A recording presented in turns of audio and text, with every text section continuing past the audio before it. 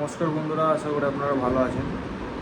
তো আজকের কথা হচ্ছে যে এই যে আপনার যেসব সরকারগুলো এসে প্রতিশ্রুতি দেয় না, যে আপনাদের এই ভাতা দেবো, এই 3,000 দেবো, এই 4,000 দেবো, এই 1,500 দিচ্ছি, এইসবগুলো। তো আমার যে মনে হয় ভাতা খুব একটা দরকার না, এক আধটা ঠিক আছে। যেরকম বার্ধক্য ভাতা 60+ যাদের বয়স তাদেরকে দিচ্ছে, ঠিক আছে। এরকম ভাতা দিলে আমার যেটা মনে হয় দেশের ক্ষতি, রাজ্যের ক্ষতি। কেন ক্ষতি? যে এই যে আপনার প্রত্যেক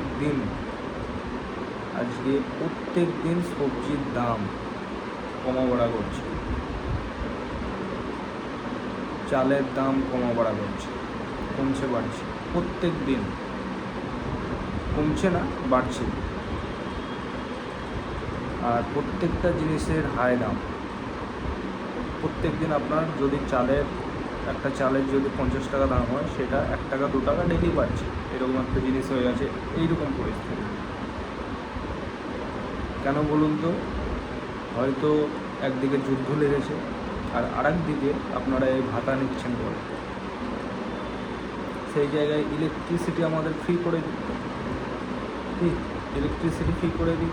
আমাদের চাষিদের যেসব ফসল তারা উৎপাদন করে, সেই সব ফসলের তাদের ধার্য মূল্য একটা দেওয়া হোক, যেন তাদের প্রফিটটা ঠিকঠাক আসে। কিন্তু তা দেবে না। আজকে পেঁয়াজের হাল দেখেছেন, গ্রামে গ্রামে 3 টাকা পেঁয়াজ, 2 টাকা পেঁয়াজ। আলুর হাল দেখেছেন, আলুর 5 টাকা কেজি আলু, 6 টাকা কেজি আলু, 4 টাকা কেজি আলু কৃষকরা পাচ্ছে।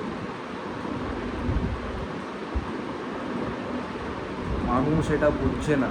শুধু স্টেজে ওই ভাষণ দিলেই হয় না, যে কোথায় চাকরি করছো, কোথায় বাড়ি, তোমাদের সব জানি, ভোটের পরে বুঝে নেব, দেখে নেব। থ্রেড দিচ্ছে, দেখেছো? কালকে দিয়েছে এরকম থ্রেড।